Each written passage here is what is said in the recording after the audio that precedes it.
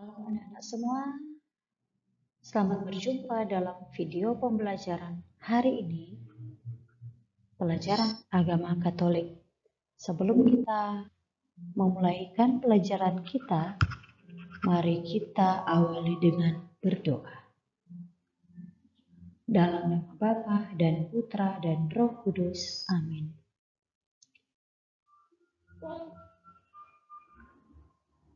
Tuhan, Engkau menciptakan kami untuk tumbuh dan berkembang. Engkau memberi kami talenta untuk berkembang. Mampukan kami untuk mengembangkan talenta. Ya Tuhan, agar dengan talenta itu kami dapat menggapai cita-cita. Bukalah hati dan pikiran kami agar hari ini kami semakin menyadari pentingnya cita-cita, semakin menyadari usaha yang harus kami tempuh untuk menggapai cita-cita. Terangilah hati dan pikiran kami agar dalam kegiatan belajar hari ini kami semakin menemukan kehendak-Mu. Demi Kristus Tuhan dan Juru Selamat kami. Amin.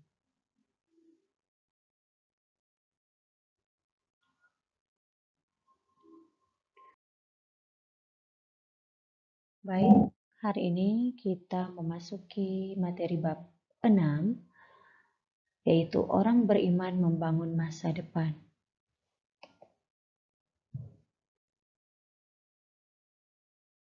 Kita akan mempelajari pada bab ini tentang cita-cita demi menggapai masa depan.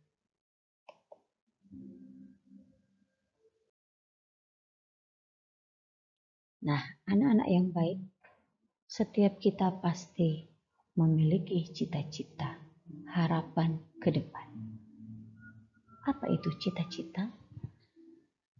Cita-cita merupakan keinginan atau kehendak yang akan kita wujud nyatakan. Suatu keinginan yang akan kita tuju atau juga dapat kita sebut sebagai suatu harapan yang senantiasa kita perjuangkan untuk kita dapatkan.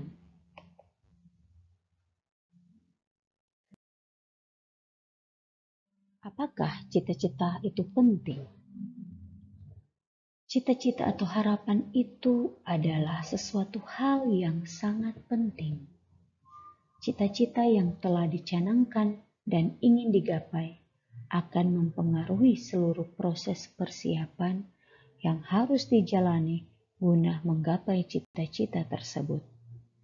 Agar cita-cita dapat terwujud atau tercapai, maka tentunya memerlukan persiapan dan usaha yang keras untuk menggapainya.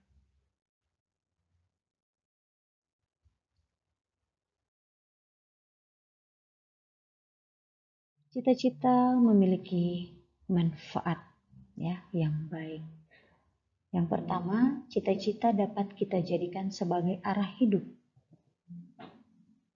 Nah, dengan memiliki arah hidup yang jelas, maka segala daya upaya yang kita lakukan saat ini selama proses belajar dan persiapan menggapai masa depan diarahkan untuk menuju pada pencapaian dari cita-cita kita. Sebaliknya, seseorang yang tidak memiliki cita-cita akan cenderung arah hidupnya tidak jelas. Mau menjadi apa kelak ya? Akan seperti apa masa depan yang dibangunnya? Juga menjadi tidak jelas. Yang kedua, cita-cita mempengaruhi pola pikir dan sikap kita. Cita-cita yang telah kita canangkan ini akan menjadikan pola pikir dan sikap kita senantiasa tertuju pada pencapaian dari cita-cita itu sendiri. Cita-cita bahkan dapat mengubah ataupun mempengaruhi segala pola pikir kita maupun sikap kita mulai saat ini, walaupun terpenuhinya cita-cita itu masih lama.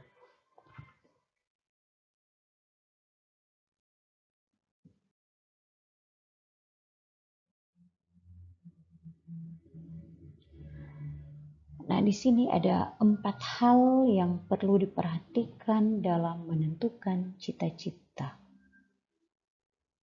Yang pertama, dalam menentukan cita-cita kita perlu mengukur kemampuan kita. Kita harus mengetahui segala kelebihan dan kekurangan kita, sehingga cita-cita yang kita canangkan sesuai dengan kemampuan dan talenta yang kita miliki. Dengan demikian akan memudahkan kita dalam mengusahakan perencanaan dan persiapan, sebab sudah sesuai dengan kemampuan dan talenta kita. Yang kedua, dalam menentukan cita-cita, kita harus bersikap realistis. Kita perlu bersikap realistis terhadap keadaan dan kemampuan ekonomi yang kita miliki.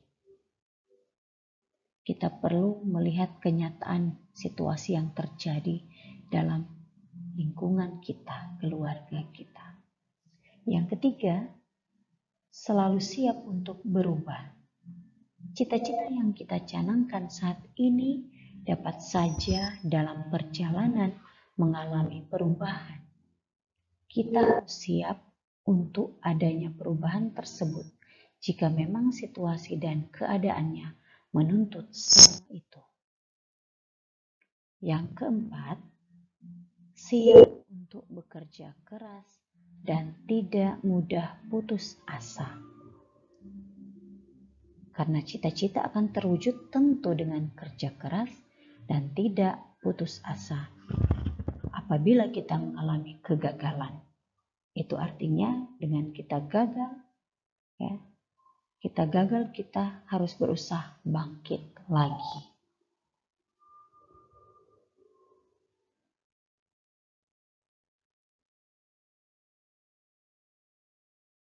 Mari kita lihat kutipan kitab suci yang terdapat dalam Perjanjian Baru. Yang pertama,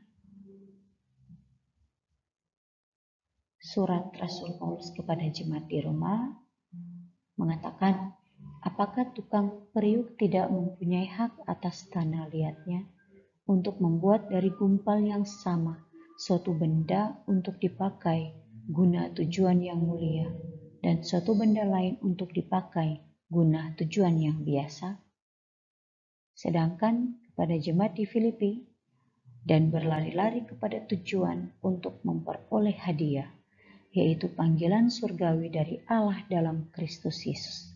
Dan yang ketiga, kepada jemaat di Kolose dikatakan, dan segala sesuatu yang kamu lakukan dengan perkataan atau perbuatan, lakukanlah semuanya itu dalam nama Tuhan Yesus, sambil mengucap syukur oleh Dia kepada Allah Bapa kita.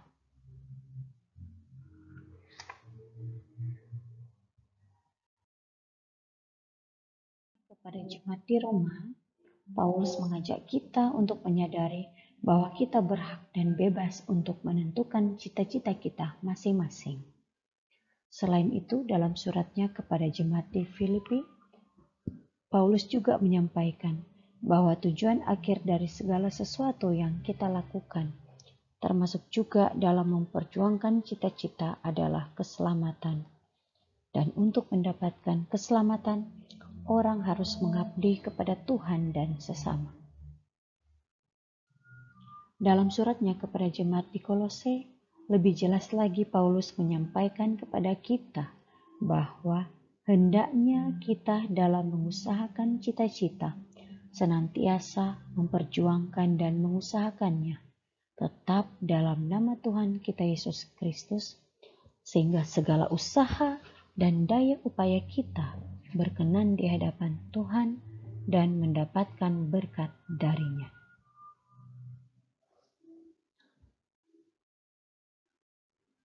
Baik anak-anak, kitab suci mengajarkan kepada kita untuk senantiasa memiliki cita-cita atau harapan untuk masa depan dan mengusahakannya dengan segenap kekuatan dan kemampuan kita. Dalam mengusahakan hal itu, senantiasa menyandarkan pada bantuan dan kekuatan Tuhan, sehingga menjadikan kita tetap rendah hati dan tidak sombong.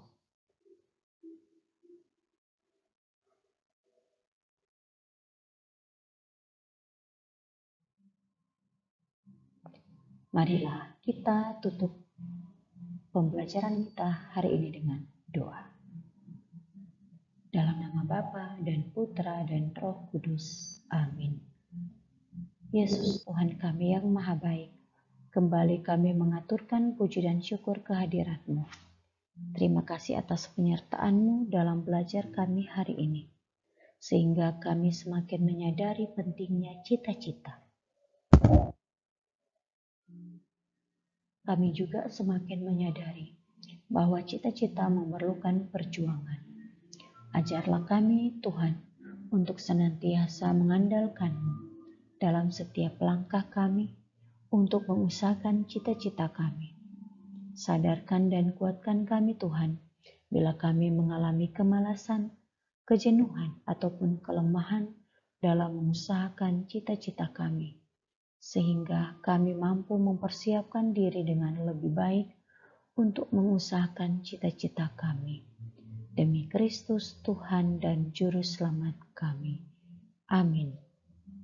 Dalam nama Bapa dan Putra dan Roh Kudus. Amin.